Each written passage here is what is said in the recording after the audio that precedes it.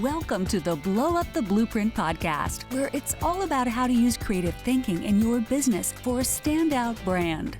With your host, Jo Gifford.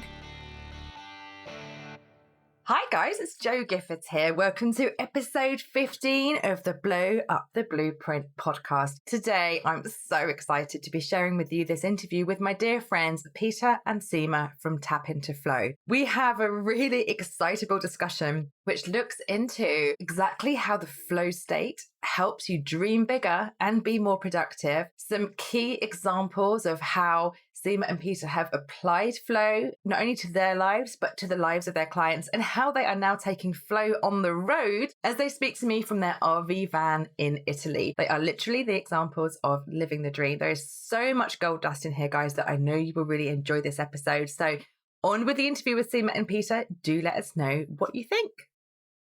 So Seema and Peter, hello. Hello. Hello. Welcome to the Blow Up the Blueprint podcast. Now, we've just had to start officially because we just started to go down a little rabbit hole of our own excitement about what we're going to be talking about, guys. So, so I would love for you to introduce yourself to everybody listening. What do you do, guys? Go ahead. Go for it, Seema. Yeah. So, hi, everybody. I'm Seema Sodha, and I'm a coach. I'm a flow artist, which is the term that we've given ourselves because our mission is to live and to teach how to live a life in flow. And we'll get into later on in the show about what's so important and what's in it for us when we're in this flow state. So I love it. And just to clarify for everyone listening, these guys are so much in flow. They are currently speaking from their RV by a lake in Italy, right? Just to set the scene. Exactly. So I'm Peter Teijgeman, and I'm also a coach, and I've been in management consultant for over 25 years, and I completely changed my life starting a year or 4 ago. And I really discovered what flow can do. And we are both, Seema and I, are on a mission to put this on the map. And so are a lot of other gurus in the field with us. It's really coming up now, and the world needs it. And yeah, we're on a mission. And now... So there's so much here just to unpack straight away, guys. So I would love to know, first of all, can you describe what flow means to you? It's a good question. So the first thing that comes up for me is it's a state of being. Yeah. It's a Mind state of mind. Yeah. Mm. And it's actually our natural state of being, we believe. It's and I think everybody knows what we are talking about when you say it's state where there's no notion of time and everything just comes out of you. You got intuitive hits and there's creativity and you don't even know where it's coming from. You're surprised yourself where it Exactly. came from. That state, and time is flying, and you're in the zone. I think that's language that some people might be really totally. So for me, I think of things like, when I was in school and I used to have art on a Friday afternoon. Yeah. That was my favorite ever session all week. So I'd be there with my paints, so I wouldn't even notice the time going, and you come out so happy. And so now I have that state when I'm cooking or when I'm running or doing yoga or something, and it's I teach this to a certain extent to my audience and clients by saying, you can find that state because you can replicate it.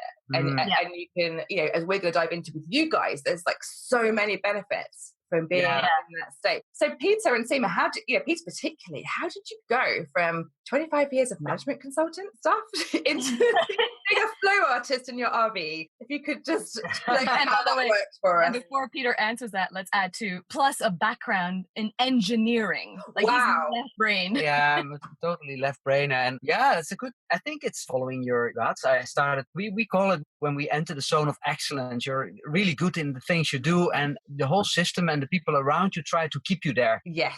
And then, and I also see that with a lot of executives I coach, they are in a certain state and and what's next? I'm doing good, everybody. And then you start searching, and then you feel like, actually, I want to do something completely different. And then there's always, and for me, it was working with people, which was always a thread throughout all my whole career. And I thought, maybe I'm going to do to learn some coaching skills. And then from one came the other. And before I know, I was a certified coach. And then I thought, what is a certified coach doing in a consultancy firm? Yeah. So if I want to really make this happen, I have to take a next step. So I quit my job, which the whole system around me declared me for stupid to do that, Yeah. right? Because Yeah. you have a good job, you have a good income, and you cannot earn any money. And that's what we call the big leap, right? Just stepping out of our zone of excellence and towards our zone of genius. Totally. And I was absolutely going to reference The Big Leap there as well. For those of you, listening that haven't read The Big Leap by Gay Hendricks, Yeah, is that what I would consider one of life's essential books. absolutely. We talk about, you were just talking there, Peter, about the zone of excellence, which a lot of us can operate in for a long time. And, like I know that I did certainly in my design career beforehand. It was great. I love design. I love being in that career. And you were really happy in your sort of management consultancy stuff with an engineering background. And you can do really well in your zone of excellence, but it's not where your genius is. It's not where your soul is it? Exactly. And and the moment where you realize that, correct me if I'm wrong for both of you, it's bitter, but it is sweet. Because I remember having the similar moments. I was national sales trainer, healthcare in the pharmaceutical industry, rocking it, rolling it, just launched a product, did really, really well. And then it was like, ooh, but there's something else. And it was scary on one hand, because it's the same as you, Peter. Like, how can I let go of income, status, Yes. the known, which is something, Joe, you talk a lot about, like getting out of the known place. Yes. And yet at the same time, it's like, but if I could just, show up more in this way, man, how sweet that would be. Oh, isn't it? Yes. And, Seema, I'd forgotten you were in the pharmaceutical. I mean, that's an incredible shift to go from that, high-paced sales to now, doing what you do, which we're going to dig into shortly. And you're so right, that sweet feeling. I remember one time when I'd quit my lovely job with my lovely friends in my lovely city, which I loved. I loved all of it, but I quit because I knew I had to literally be out of there to start exploring with no safety net, with no, I hadn't found this thing. I literally jumped. And I remember walking down the street, listening to music, just smiling, had no money at all. But I was like, this is fine. This is where this part of the journey starts. Yeah, exactly. And I often use the concept of the hero's journey from Campbell, that you have this urge and you feel that you have to change. And then there's these guards and you have to go through these guards and then you go down the hill towards the dragon. And a lot of people, if the urge is not big enough or you're not strong enough, then you never pass the guards and you never start your journey at all. And that's where the flow gets blocked. Exactly. Yeah. And it takes something to really step into it. And what Gay Hendricks called the big leap. It really is leap. So guys, can you explain what your work is now, because you guys are working together, right? Yeah. Which I love, this beautiful partnership that you're both co-creating your life's work together. So what do you guys do in a typical day in the flow van? Like, I want to hear. We do nothing. Just being happy. No, that's not completely true. That's not true, yeah. We do. It starts there. It starts with being happy. Exactly. And for us, flow is number one, and flow trumps time for us. So, but what flow trumps time, like that. Yeah.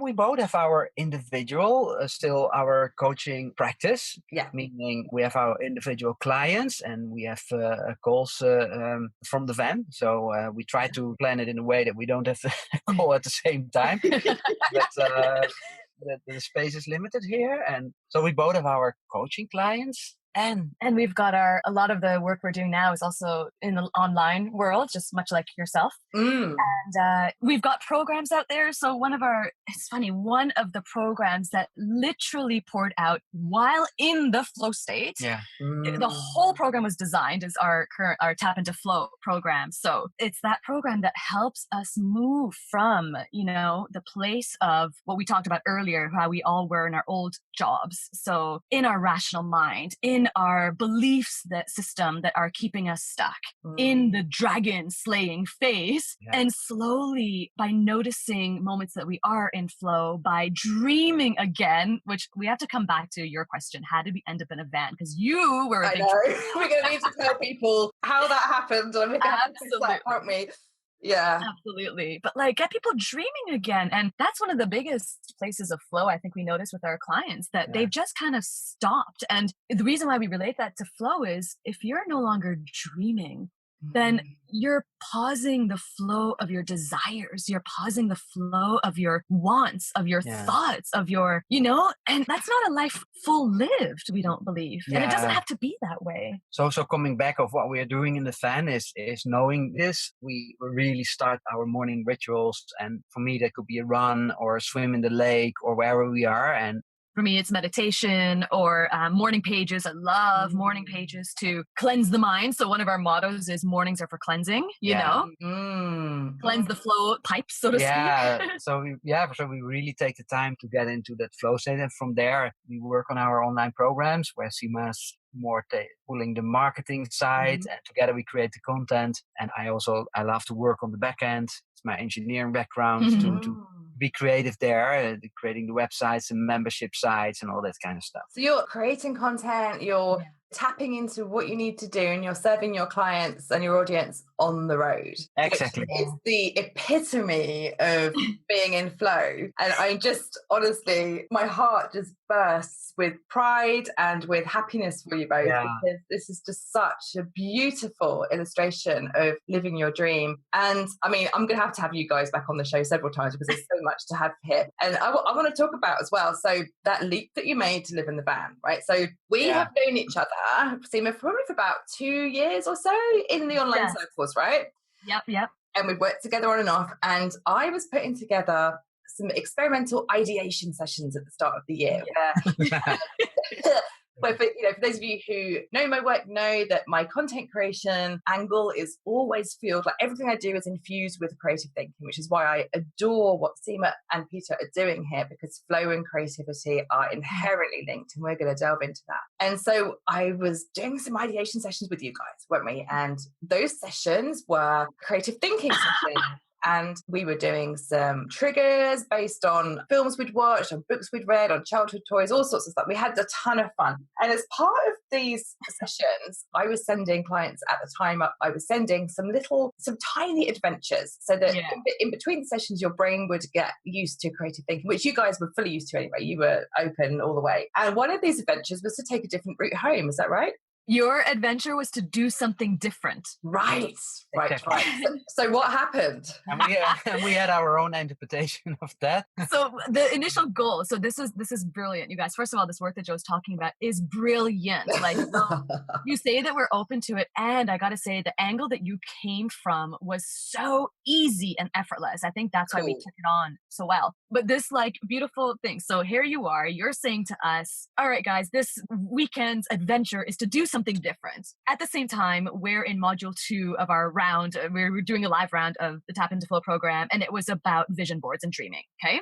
So we say, okay, what can we do together? It's perfect. I hadn't realized that bit, actually. That's beautiful. Yeah. So we said, okay, Joe says we're going to do something different. What can we do? So we thought maybe we'll go check out a museum on the way to Peter's parents' house. And museum was closed. And then at the same time, Peter says, all right, we are going to have a dreaming weekend.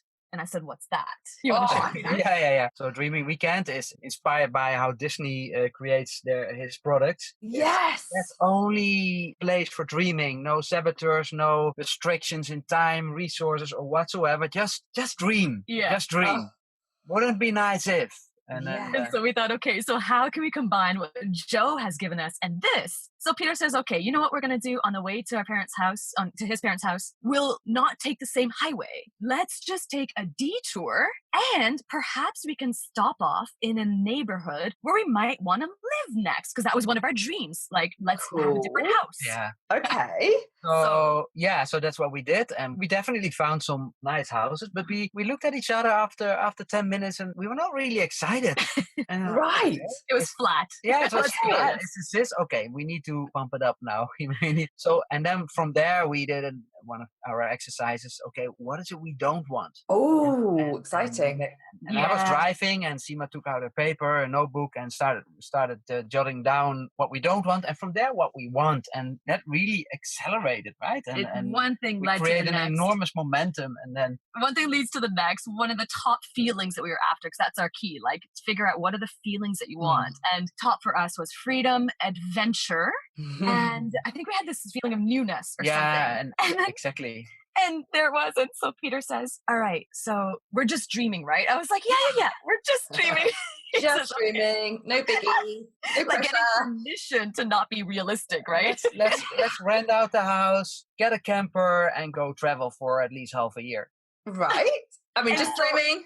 Just dreaming. And then it was my turn. I was like, we're just dreaming, right? He says, yeah. So then we just kept going, Joe. And this is one of the biggest things I think we took away from that weekend. We kept asking the question, and what would make it better? And what would make it better? Yeah. And that's where the creativity came in. And we started saying like, oh, we're going to like meet all sorts. We're going to come back with 1,000 flow ambassadors or. Exactly. And we're going to these big cities and we will meet in circles there and inspire. And we literally going to put tap into flow or flow on the map. Oh my goodness. And the thing is, and this is how the law of attraction is working, we vibrationally, we created so much momentum in that direction and then we let go of it. And then we were at my parents, we had a good day, and in the night we drove back, and we can actually do that, that, right? Because our work is our coaching is all telecoaching, so we're not bound to one place. And then it started rolling, and within no time. I remember having the sort of Facebook message audio from Seema going, Joe, we did the adventure and you're not going to believe it. And you said, and I want to go back to the law of attraction part there, because I know that your work with flow is really strongly linked with how that flow vibration attracts to you what you want. And you guys, that's such a strong illustration there that you allowed yourselves to dream so much. You raised your vibration, you stepped into that picture, let go of it, went to go and see family, did all that stuff. So you put all that stuff into momentum, into the vortex, as kind of Hicks would say, right? Yeah. And I remember as well that, when we were doing brainstorms together, our creative brainstorm, and I know every time I do a brainstorm with people, we have the same vibration range, don't we? Because we are dreaming. We're in that state where we're saying, what do I think of next? I think this, I think of that. And we just kind of let the ideas float. And I remember, particularly with you guys, and I think this is because you are so in tune, a lot of the stuff that we dreamed about even on our brainstorms that were just triggered from random things actually happened. I remember you saying to me, oh my gosh, this is crazy. That brainstorm we did, and we were literally going from films, from books, sorts of things happened. And so, but now, isn't there research, guys, between what happens with flow and creativity? You tell me. It's brilliant. It's brilliant. Yeah, I'll start and then you share the data, Peter, because he's found some great research to back it up. So to underline what you just said, Joe, you're so right that and you do this with your clients a lot. I've experienced this with you. When we can get into that flow state, law of attraction wise or flow state, yes, you're right. Things come to you, and those things, sometimes they're intangible, like ideas. Yeah. And sometimes they're tangible, like the funds to fund this entire trip. We have not borrowed money. We have not had to have investors. We thought, do we need investors for this? But literally the funds landed into our lap. Of course we needed to take some action. But the thing is, when you're in that state, there's no more buts. There's no more negative Nelly, if we want to call her that. Exactly. And then it's just idea after idea. And you'll notice the people around you, they ping you an idea, or you'll read an article and that will spark something or give you a sign. Everything just collides. So I need to hear the specifics of how the money landed in your lap, because that is incredible. I remember you saying to me, we're going to do it. We don't know how to get the money yet for the RV. It's going to happen. Can you tell me how it did happen? Yeah, so before you explain where it come from, we took a step further. We went out to see campers, and then we went to 2 places and just what kind of campers are there. And then we made a choice. We didn't want a big thing, because in Italy and in Spain, the streets are really small and we didn't want to get stuck. So we said, okay, that's why we came with a van. The decision was made. And then we found an amazing one. Well, actually we found one and we were at home, and then Seema said, but they're brown and they're outdated. Wouldn't it be nice if there is one that is white and has a really modern interior? And the next day we found one. No kidding, Joe. We're talking. I don't know if you know what RVs. I've seen your So typically they're brown and this outdated, they feel very 70s, don't they? Very I was on Pinterest. I was like, okay, how do I upgrade? How can Peter paint it for me? What? And I fell in love with these white ones. And then, like Peter said, the next day I shared it with him. He's like, okay, let's see.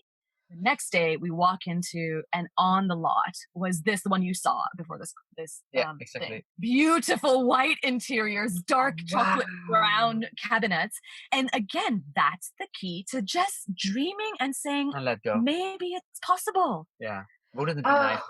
And then we actually, that was on Saturday and on Friday, and on Saturday we were sitting and we said, you know what, let's buy it. We had no clue where to get the money from. So I said, let's buy it. And so I said, yeah, let's do. What's the worst that can happen? Well, the worst that can happen if we want to get it and we didn't pay, then we said, sorry, the money didn't come in or something. So this is key. I want to underline what Peter's saying. Yeah. So we went there. What's the worst that could happen? Right. Because that's usually where the shoulds come in, isn't it? It's like, all the can'ts and it wouldn't, it shouldn't happen like this. Okay. Yeah. So worst case scenario, we said, Peter calls a guy over the phone, purchases the van, and then come 3 weeks when the money was due, we don't have it. Okay, so maybe we're a little embarrassed. Yeah. Maybe, I don't know if there'd be a ding or something. And that is like the worst, isn't it? Really? The worst. Exactly. But the best case scenarios, and then, this is key. So I remember Peter and I saying, if we truly are flow artists and we believe that things come to us, this idea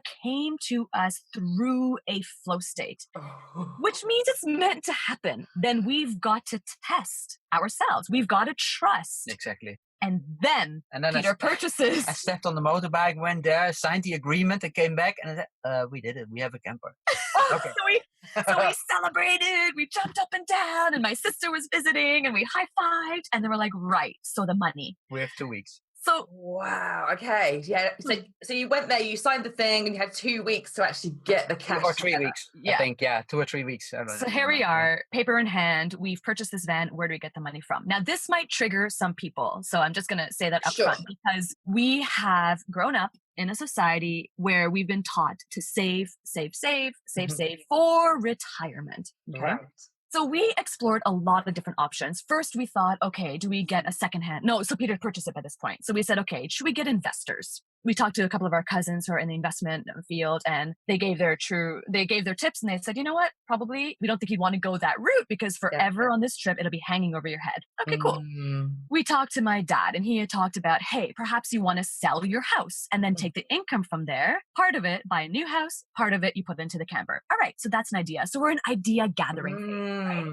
Still no commitment, just gathering ideas. Then we thought, all right, what if we do what's that thing called when you get a campaign online? You raise like a crowdfund. Crowdfunding. Looked into that, didn't really feel a resonance. No, not in 3 weeks. Not in 3 weeks. And then we thought, well, we've both got retirement funds. We've worked a big chunk of our lives in corporate. We have saved that money, and some of it. So originally we hadn't thought about it because typically it's locked in. Right. That's what I was going to say. I think mine is locked. Well, you know how the universe works. Right. So we give some calls to our financial planners, and I happened to speak to mine, and I said, hey, weird, crazy idea. So by the way, in Canada, some of it is locked, some of it is not. Right. So I emailed my lady and I was like, hey, is there by any chance, here's the idea, we need 80 grand. And is there any chance that we could take some out of my retirement funds? Sure enough, the answer comes back, actually, yes. Wow. So this is the trigger point, because some people might get triggered, like that's to save, but Peter and I really believe, like, number one, life is now. Yes. The flow also means that you are in a state of abundance. There's no scarcity in that state of mind, which is so freeing. And if not now, then when? Right, because that retirement fund, I'm doing the air quotes thing here.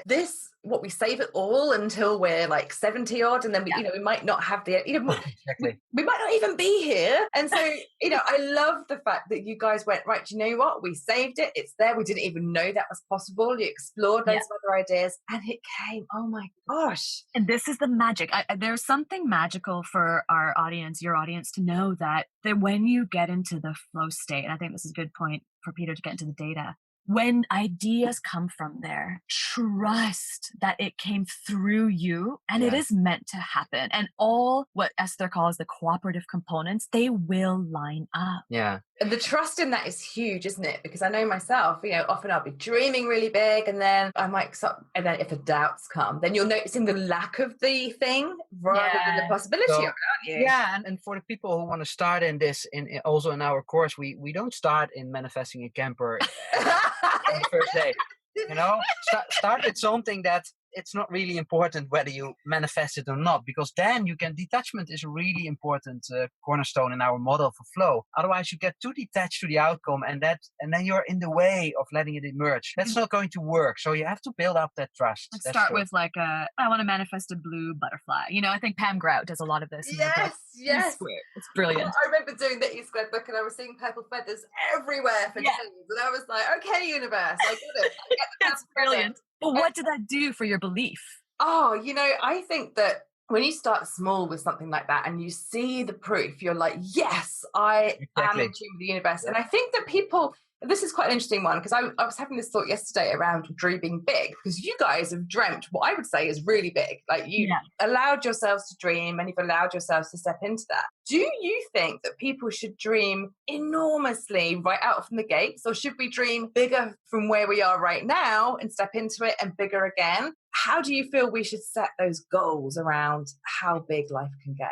Good question. And I think the way you said it is, how I would state it is, in the flow state, dreaming is important. Don't make it a task. Don't start asking yourself, oh, am I big? Because then is my dream big enough? It's not about that. It's about getting in the dream in the first place. And if you are in a state of flow, it's like a double whopper or it's on the one hand, you're we believe you're connected to the collective consciousness. That's why creativity is boosted if you are in the flow state. You get ideas. You can tap into your intuition. That's the one. And the doubles, it's because you do that, you also get in the vibration. So you create momentum, you put it in your vortex, and you also start to manifest it. Yeah. So it's double momentum what you create there. It's a good point. And Joe, I would add to that, sometimes, like what Peter alluded to, when we use the word big, it does sometimes trigger us. Like, are we doing it big enough? And that's our rational mind. And guess what? When our rational mind, our prefrontal cortex, is hyperactive, we're no longer in the flow state. They cannot exist at the same time. Yeah.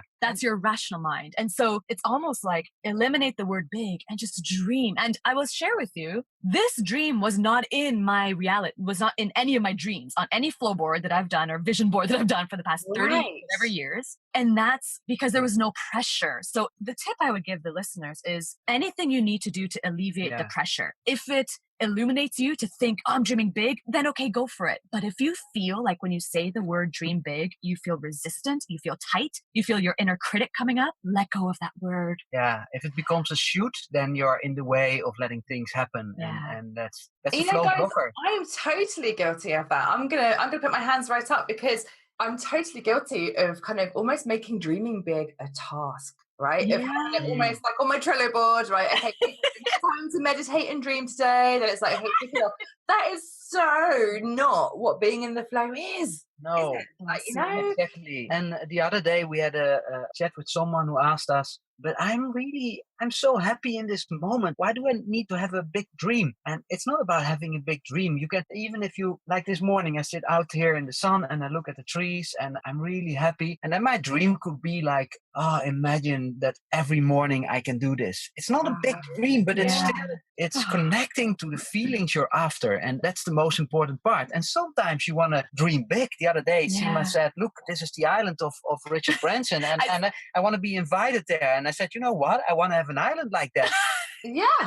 Right? And then all of a sudden you dream big. Yeah. It's brilliant. I think, just to underline this, effectively what we're saying is, if your dream has you feel expansive, and if it triggers feelings of, like, I got shivers when Peter talked about the sun, if I could have this every day, if it gives you shivers, if it gives you that in the heart connected feeling, then it's big enough.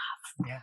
Oh, Seema, I love that. And, because I'm someone who does get that tight feeling. And I think that sometimes we feel like dreaming big has to be a financial big, right? Yeah. And then we start attaching all the shoulds. It's like, well, if I'm going after this income, it's like, hang on a minute, what feeling are you going after that income you think will give you? This is brilliant. Yes. That's brilliant, especially for the entrepreneurs, because, in one of our mastermind calls on Monday, one of the phrases that came out was success is a feeling, not a number. Right. Yes. Isn't it? The number is for the external world to determine if we're successful. But for us, we believe as an individual, it's a feeling. And like you said, you get those feelings often. So if we can increase those feelings, heck yeah, that's success. But also, when you increase those feelings, don't we show up differently for our clients? Yesterday is an example. Oh, sorry, go on, Seema, go on. No, I want to hear an example. I'll just say, and therefore, don't the numbers come anyways? Oh my gosh, don't they? Yes. And so, in fact, this week is a great example. So, as my audience knows, I have some chronic health conditions, which, require leaning into them and being part of flow, right? Ebb and flow. I don't view myself as someone who's ill. I view myself as someone who listens to what my body needs, and I lean into that. So Monday, I had to wipe the board and had to go back to bed pretty much for the whole day. And I didn't have resistance to it. I just let it happen. The ideas that arrived in my state of relaxation, although I didn't feel brilliant, I had download after download of things that will be really valuable for my audience to hear of stuff, because there's no resistance there. There was no blocking out of time of stuff that needed to happen. And so yesterday, I think as well, was kind of like, okay, so I've only slept half the day, I'm feeling better, okay, let's really into it. But I felt resistance to a certain task I was going to do. And I was like, fine, drop it, go away, do something else, lean into what lights you up and come back to it and nail it in 10 minutes. And I did, whenever you move away from something. And I spent yesterday afternoon after school with the kids, I was cooking with my daughters. We were just chatting, we were cooking. I had a glass of wine on the go. We cooked out, our kind of evening meal together. I sat and read research journals, and I was like, this for me right now is success. Bringing my family up, being present in the moment, creating food that nourishes us, having interesting conversations, being inspired and sitting with my partner and having discussions. This feeling for me right now is having it all. Yeah. So what I hear you doing, and that's perfect. That is flow trumps time, what we said in the beginning. Yeah. And that's really true. And deadlines, like when I was in the corporate world, if you have a deadline, a deadline is a really scary word. Deadline, right? Dead. Yeah. And what people do, they keep pushing. And as entrepreneurs, it's a little bit easier, because if there's a deadline but we don't feel the flow, then we let go of the deadline and first get into flow. And from there, if your productivity there are figures that say productivity increases 5 times, goes to almost 500%. So pause for a moment. 500%. That's productivity. So you could be slaving away at something, and the language there is really actually resonant of that feeling, isn't it? When you are you feel like you're strapped to your keyboard and you're just trying to get stuff done. But when you're not in that energy, if you're in resistance to what you're doing, step away, get into that state of flow, and when you come back to that task, you'll do it 500%. Did you say? Yeah, that's in McKinsey research, and they say that there's a productivity boost if you're in the flow of 490%, so it's almost 5 times, and your creativity with 200% increase. So those are huge numbers. So the effort, and if only businesses could harness this, right? Yeah. Businesses, that would be brilliant. And at least as entrepreneurs, we have it in our hands to dictate what we're doing in our today life. Right. You do not need to be sitting, tapping, clicking away on the laptop all day long. And you modeled brilliantly during a state of being somewhat chill. Well, not somewhat, but chilled out, maybe a little bit ill, lying in bed. Boom, you got insights. Yeah.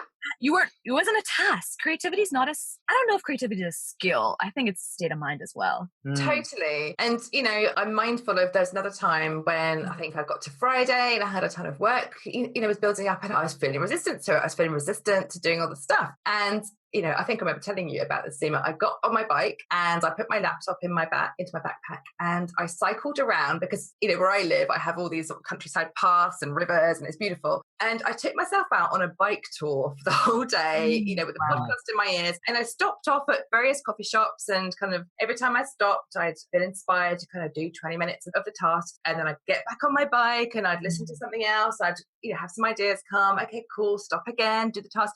At the end of the day, I'd cycled like 20 miles. I'd done all the stuff, and I'd been out all day. And what I love, you're moving your body. So that's another tip for the listeners. Like if you're feeling stuck in your head and so not in the flow state, move your body. Yeah. It's the reason why a lot of people say when they're in yoga classes, they get insights or they get ideas. Yeah. It's because they're activating another part of themselves, right? And flow is also about energy, the movement of energy. It's either stagnant or it's circulating. Oh, I love that. I love that. And it's so true. You know, whenever I give myself permission to have a day off is when I do the most work. It's like, you know, if you say to yourself, today I'm just going to go and do some people watching and I'm going to, you know, visit a museum, or even if you give yourself an hour off, guys, you know, if a day feels too much, you need to start small, go for half an hour, but you will see that you get so much more done. A beautiful metric. It is. And so just to share with you the metric Peter delivered to me this morning on a breakfast plate, he says to me, he says to me, and this is to like stretch the dream for others perhaps, he says to me, you know, we were doing our gratitude list, as he said, and so that's one of the things we do in the morning to get into the flow state. And he says, you know, this trip, one of the biggest gifts of this trip is to step out of the system so that we can create our own. And I will never, he says, I will never go back to 8-hour work weeks. Work days. And I just looked at him. He said, you know, a work day is 3 to 4 hours. Now that's not including client time, but like office time, because we see the benefits of what you described, stepping out, hopping on a bike. You say it all the time, Joe, like go out and change your environment, you know, go sit at a cafe, sometimes even without a laptop. If you want, take a scratch pad. Totally. Take a scratch pad, unplug, go and do something else. And guys, we're going to have a couple more follow-up episodes because I need to delve in with you the research, the data that backs all this up that I know we've all been reading, and I want to unpack really how businesses can apply this stuff as well. How which businesses are applying it, and how other people who don't maybe fit with a Silicon Valley kind of innovation type business, how they can start to apply some parts of flow into their business. But I mean, there's just been so much gold here from you guys in this first part. And I just have to acknowledge how much you inspire me to have you both in my life, in my circle, because, you are out there literally living the dream. Yeah. Thank you so much. And it's an honor for us to be here, to be sharing this with you, to be creating with you, actually. Because always creating with you guys. So where can people find you? First place they can find both of us is in Italy. In Italy, in a gelateria. And if they miss us there, then we went out for a pizza. Exactly. So catch us online at www.tapintoflow.com, and there they can get access both Peter's and myself's bios and. Or on our there's a Facebook page also called Tap Into Flow, and that's where we on a regular basis post videos and blogs and everything about our journey, what we learn, and so if they want to spy on us, lurk around, they can check us out there as well. Tap Into Flow on Facebook or tapintoflow.com. Tap Into Flow, and we can check out your course. And obviously, guys, everything is going to be in the show notes. I'm going to be linking to the lovely Seema and Peter and their work. And guys, will you come back for part 2? We would love to. We would love to. We'll be honored. What's forming now, Peter's designing, he goes into the flow state and he's getting a model. So perhaps next time we can share the flow model with you. Yes, that would be amazing. And actually, here's my dream. I'm just going to put it out. The next time we all record from the van. I mean, right? You promised you'd come visit and sleep in a tent.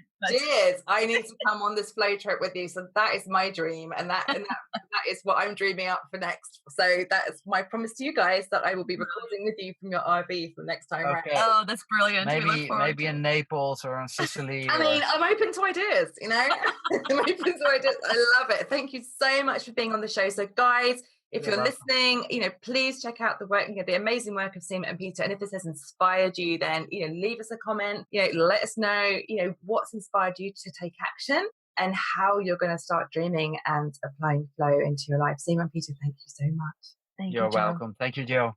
Okay. Thank you. Bye.